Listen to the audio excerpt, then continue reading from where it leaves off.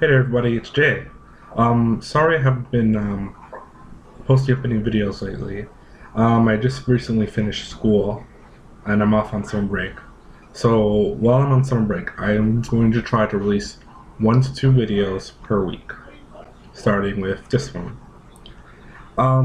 So if any of you saw my first video, none of you may remember me mentioning book reviews on each channel. Mainly because I didn't. I was mainly going to focus on anime, role-playing games, magic, and all that fun stuff. But I came across this book. In The Name of the Wind by Patrick Rothfuss. And my friend Dennis let me borrow it. And Dennis, if you're watching this, hey, it's Juan. It's a really good book. Before I go into the specifics of the book, let me talk about my exposure to the fantasy genre. I was on a high school tour. I just turned 14 maybe. And this specific high school had a bookshelf that leaned against the wall near the library. And it said, take a free book. Take as many as you want. And I'm like, okay, so I only just took one. And that was all I really needed. It was Streams of Silver by R.A. Salvatore. That book not only exposed me to fantasy, sorry, that was my dad sneezing. It exposed me to fantasy, but also exposed me to Dungeons and Dragons. But yeah, that's a different story for a different day. So back to The Name of the Wind. Needless to say, it's a very good book. It's really good. The main character, Quoth, he's a very likable human character. He's not like some Drow Ranger. You know who I'm talking about for those who've read the Forgotten Realms series. And I just like how the book switches from third person to first person, especially when Quoth starts telling his life story. It's just a really, really great book. It's part of a series, so the next one is called The Wise Man's Fear, also written by Patrick Rothfuss, and I just want to read it after reading this book, because it's just so good. Patrick Rothfuss, if you're watching this, because I know you have some form of YouTube presence, kudos to you, man. This is a great book. I'm a writer myself. I don't know if any of you notice.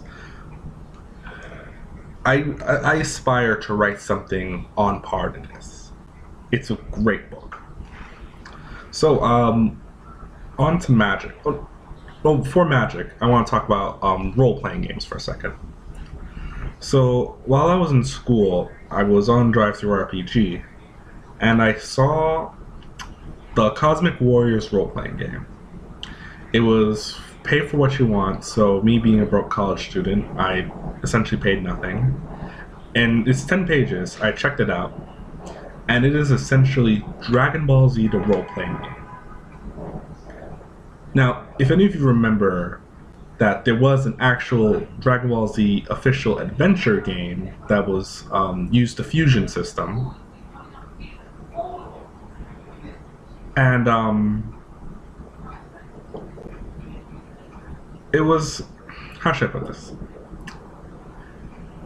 I called it the Dragon Ball Z adventure game. Oh, the Dragon Ball Z role-playing game. I called Cosmic Warriors the Dragon Ball Z role-playing game.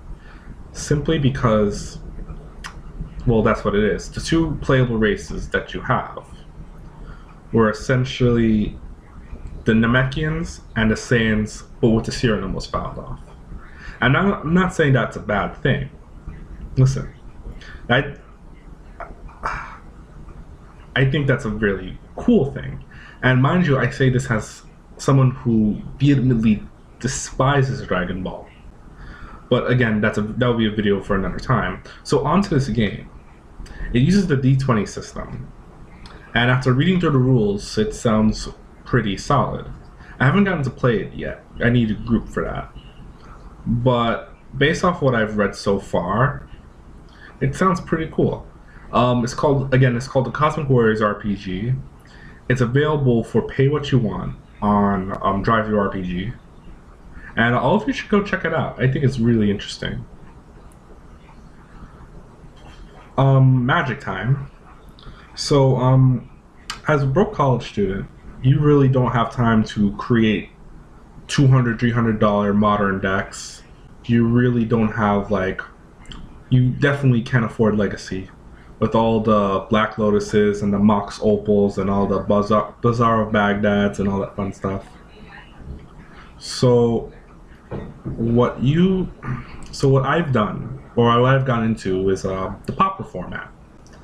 Now, for those of you who are unfamiliar with what Pauper is, it is a Magic the Gathering format in which you create a 60-card deck, much like your regular Magic deck, except all the cards are commons. And so, at that point, decks tend to be ridiculously cheap. I think the average deck, or at least the average starting out deck, at least for mine, is like $9. And I think you can afford $9. Most of us can. This one specifically is Brawl Aggro. It's kind of uses a lot of pump spells, Giant Growth, Ranger's Guile, a lot of burn spells in here, Incinerate. Yeah, no. So you get the drift. It's very aggressive. The strategy I use is that a lot of these creatures here are 1-drops, and I use cheap pump spells to kind of lull my opponent into a false sense of security. So it's oh, he's swinging with a 1/1. Let me not block because it's nothing, and then I just come in with a Giant's Growth, and it's all of a sudden it's a 4/4, and they haven't declared a blocker. So that's my strategy with it. I'm starting to make other Pauper decks with the junk commons that I have. It's still a work in progress, so I'll let you know. I'm going to start playtesting them, and I'll let you guys know which one's good, which one's not. I might actually do a deck tech on one of my Pauper decks, the really good ones. So you guys have something to look forward to. And with that, this has been Jay, signing off. Good day in gaming, everybody.